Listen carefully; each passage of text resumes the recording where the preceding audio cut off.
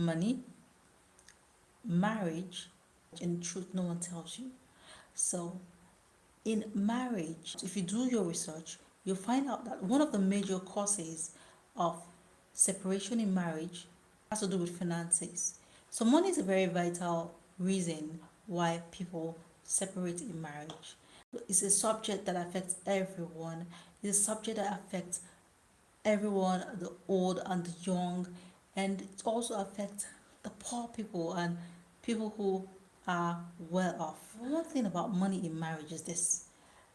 I need you to understand something. I need you to understand that marriage is a union of two people who have come together to share everything together. But you see that a lot of times people do not see the reasons why they have to share that part of their lives. When that happens, there is confusion and people tend to suffer, and then you see the result. You see the result, and sometimes, especially when it has to do with money, it is not good. In marriage, the two people that are involved, they have to share everything together, and that includes money. So the subject of money and finances, you have to realize that as a couple, that is part of your life that you have to share. And if you do that, you will see all the benefits. You will see the benefits of sharing that part of your life. As a couple, you have decided to share everything together, including your finances, of course, including your most importantly, or one of the most important things, including your finances. Then you can talk about these tips that I will share. I'll be sharing some tips with you, and these tips would help you. It will give you a guide to how you see money in relation to marriage. The first tip I would like to share is this. As a couple, you have to decide that a part of what you earn, you have to keep for yourself as a family and as a couple. You have to keep a part of what you earn. So every single month or every single week, as the, every single month or every single week or every single day, depending on how you earn your wages, you have to decide that you have to keep a part of that away and aside, but you have to do it together. It has to be something that you share, you do together, but it's important that you realize that a part of what you earn, you have to keep. You have to keep. Now, I understand that every person has so many wants. Every person has so many wants. Now, remember that I didn't say needs. I said wants because we have so many wants. Now, wants could be numerous. We want this, we want that, we want this luxury item, we want that, or we want things that we crave for. We want all of these things. You have to realize that you have to realize that you must not fulfill all your wants. Now, your needs are understandable. Your needs are the things that you you cannot do without. For example, your needs could be shelter. Your needs could be food, of course. Food, everybody needs to eat. Your needs could be clothing that you have to put on your back. Of course, transportation, your car. Those things are things that are essential. Your needs are things that are essential. You can't really do without your needs, but for your wants, you must not satisfy your craving. It's important. You have to realize that you have to be disciplined enough not to satisfy your cravings regarding your wants as a couple. So you keep a part of what you earn, and you make sure that you do not expend it on your wants. So you have to make sure that each person is accountable, and you keep a portion of what you earn every single time that you earn your wage. That's number one. Okay. And number two, you have to decide that as a couple,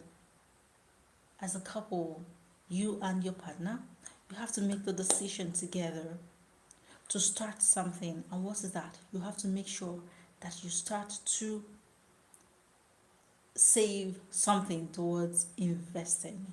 Do this. You cannot invest anything if you do not have any form of savings. Because where are you going to get the money for investing? Where are you going to get it? So you have to make sure as a couple, you could start from zero, you could start from one, or you could start from $1. You could start saving something towards investing.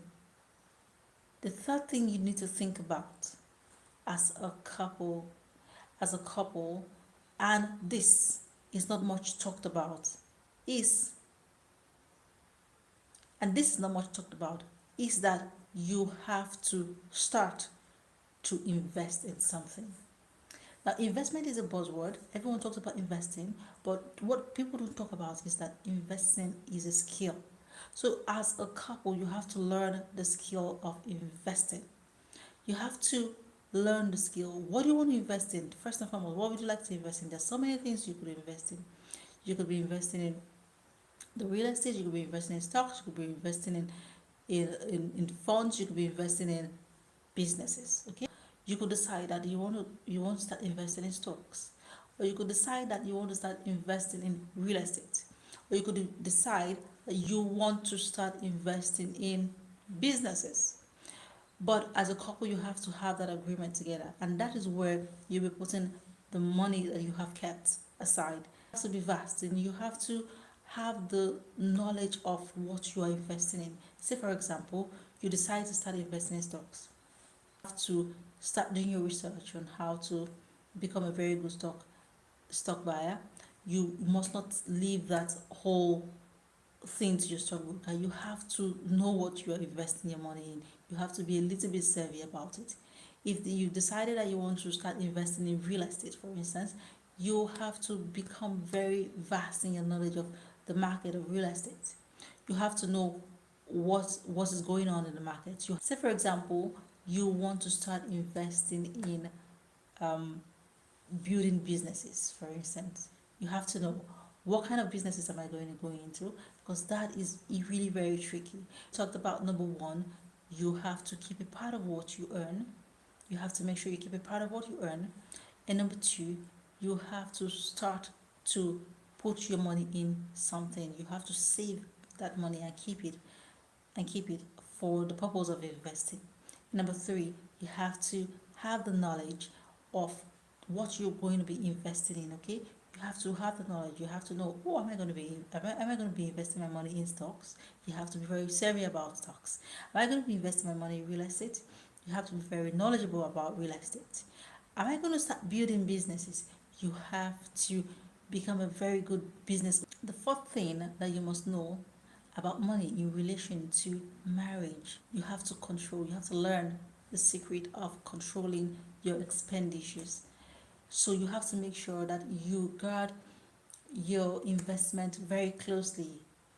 You make sure that you guard it from losses. And the way that you can do that is to become very knowledgeable about what you're investing in, and that way you would not lose. But remember that as a couple, you have to do this together. You have to be on the same path. And once you're on the same path, it becomes easier and it becomes more achievable to do this. Thank you for tuning in today. I'm so glad to have tuned in. So if you are not subscribed, I would like for you to subscribe, and I'll catch you in the next video.